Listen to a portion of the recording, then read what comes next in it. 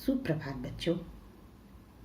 आज की वीडियो में मैं क्लास 11वीं विषय हिंदी पढ़ाने जा रही हूँ। क्लास शुरू करने से पहले मैं हिंदी के संबंध में एक संक्षिप्त बात बताने जा रही हूँ। हिंदी समृद्ध, सहज एवं सरल भाषा है। इसे आप थोड़े से प्रयास में ही बड़ी आसानी से सीख सकते हैं। यदि आपने हिंदी भाषा एक विषय के रूप में लिया है तो पाठ्य पुस्तक कौन कौन सी है, पाठ्यक्रम क्या है, प्रश्न पत्र का प्रारूप क्या है, तो चलिए इसके बारे में हम लोग संक्षिप्त जानकारी प्राप्त करते हैं। प्रश्न पत्र का प्रारूप।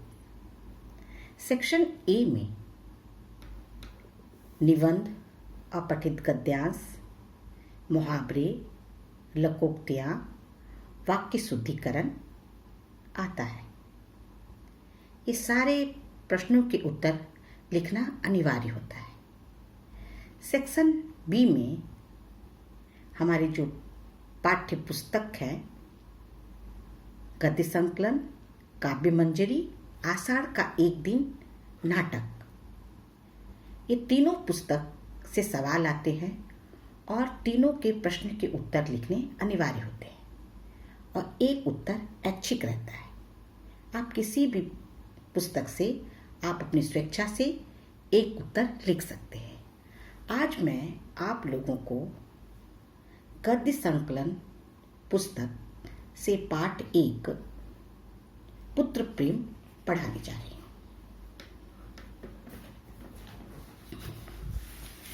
गद्य संकलन पुस्तक पाठ 1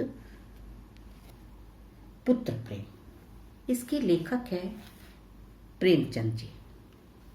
प्रेमचंद जी ने कथा साहित्य को मनोरंजन के स्तर से ऊपर उठाकर जीवन के साथ जोड़ने का कार्य किया। प्रेमचंद्र जी के साहित्य पर सर्वत्र शिव का शासन है। सत्य और सुंदर शिव के अनुचर होकर आते हैं। इनकी कला स्वीकृति के रूप में जीवन के लिए थी और जीवन का अर्थ उनका वर्तमान सामाजिक जीवन ही था। हिंदी के कथा एवं उपन्यास सम्राट प्रेमचंद का जन्म उत्तर प्रदेश में वाराणसी के निकट लम्ही गांव में 31 जुलाई सन 1880 में हुआ। बचपन में इनका नाम धनपत राय था। इनके पिता अजायब राव डाक खाने में काम करते थे। बचपन में पिता का देहांत होने के बाद इनका पूरा बचपन संघर्ष में ही बीता। ये पहले उर्दू में नवाब राय के नाम से कहानियाँ लिखा करते थे। हिंदी में लेखन के लिए इन्होंने प्रेमचंद नाम का प्रयोग किया। इनका निधन 8 अक्टूबर 1936 को बनारस में हुआ। प्रेमचंद के लेखन पर गांधीवादी विचारधारा का प्रभाव है। प्रेमचंद्र जी की कहानियाँ मानसरोवर 8 भागों में प्रकाशित है।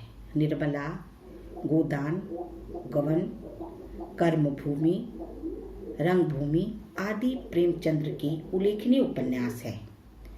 प्रेमचंद्र के साहित्य की महत्वपूर्ण विशेषता उनका आदर्श यथार्थवाद, जिसके कारण वे पाठकों में अत्यधिक लोकप्रिय हुआ। प्रेमचंद जी का साहित्यिक जीवन विविध पहलुओं से जुड़ा हुआ है। विषय वस्तु एवं शिल्प दोनों ही दृष्टियों में यदि प्रेमचंद जी के साहित्य की समीक्षा की जाए तो यह पता चलता है कि प्रेमचंद्र का साहित्य अप्रतिम है। पुत्र प्रेम प्रेमचंद जी की ऐसी अनूठी कहानी है जिसमें उन्होंने जीवन के यथार्थ को चित्रित करने का प्रयास किया है। इस कहानी का शीर्षक ही है पुत्र प्रेम। माता पिता अपने पुत्र से किस प्रकार से प्रेम करते हैं, यहाँ पर प्रेमचंद जी दर्शाने का कोशिश की है। उन्होंने जीवन के यथार्थ को चित्रण करने का प्रयास भी किया। बाबू चैतन्य दास इस कहानी के पात्र हैं।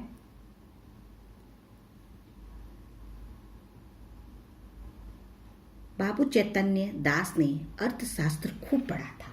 अर्थशास्त्र का अर्थ होता है धन का शास्त्र, विषय का नाम है। और केवल पढ़ा ही नहीं था, उसका यथायोग व्यवहार भी वे करते थे। वे वकील थे। 2-3 गांव में उनकी जमींदारी भी थी। बैंक में भी कुछ रुपये थे।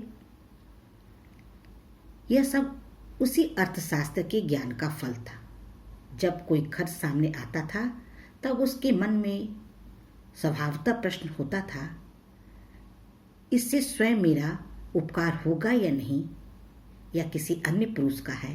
यदि 2 में से किसी का कुछ भी उपकार ना होता तो बड़ी निर्दयता से उस खर्च का गला दबा देते थे। व्यर्थ को वे विष के समान मानते थे, यानी बेकार खर्च करना उनको पसंद नहीं था।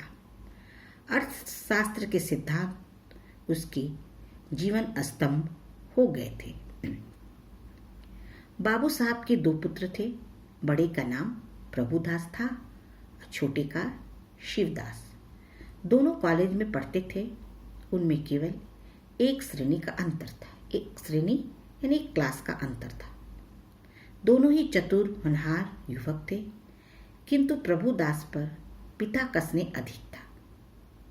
उसमें सदुत्साह की मात्रा अधिक थी और पिता को उसकी प्रति बड़ी बड़ी आशाएं थी।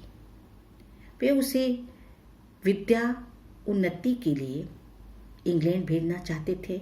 उसे बैरिस्टर बनाना उनके जीवन की सबसे बड़ी अभिलाषा थी। हर पिता की कामना होती है कि उसके बच्चे पढ़े, कुछ बने। किंतु कुछ ऐसा संयोग हुआ कि प्रभुदास को बीए की परीक्षा के बाद ज्वर आने लगा, बुखार आने लगा। डॉक्टरों को दवा होने लगी। डॉक्टर दवा देने लगे। इलाज शुरू हो गया। 1 मास तक नित्य डॉक्टर साहब आते रहे, पर बुखार में कमी ना हुई। दूसरे डॉक्टर का इलाज होने लगा, पर उससे भी कुछ लाभ न हुआ। प्रभुदास दिनों दिन क्षीण होता चला जा रहा था, कमजोर होता जा रहा था। उठने बैठने की शक्ति भी न थी। यहाँ तक कि परीक्षा के जो परिणाम आए थे, तो उस परीक्षा के परिणाम में प्रथम श्रेणी में उत्तीर्ण होने का शुभ संवाद, अच्छा समाचार सुनकर भी उसके चेहरे पर हर्ष का कोई चिन्ह दिखाई दिया। वह सदैव गहरी चिंता में डूबा रहता था। उसे अपना जीवन बोझ सा लगने लगा। एक रोज चैतन्य दास ने डॉक्टर साहब से पूछा, यह क्या बात है कि 2 महीने हो गए और अभी तक दवा का कोई असर नहीं हुआ? डॉक्टर साहब ने संदेहजनक उत्तर दिया, मैं आपको संशय में नहीं डालना चाहता। मेरा अनुमान है कि यह जो है तपेदिक है। चैतन्य दास ने जब यह बात सुनी तो वे बहुत बेचैन हो गए। डॉक्टर ने कहा, जी हाँ, इनके सभी लक्षण दिखाई देते हैं। आप लोगों को मैं आज पेज नंबर 6 ही पढ़ाई हूँ। अगली कक्षा में मैं आगे की जानकारी देने के लिए आपके साथ मिलूंगी। तब तक जो है आप अपना बहुत सारा ख्याल रखिए, स्वस्थ रहिए, सुरक्षित रहिए। धन्यवाद।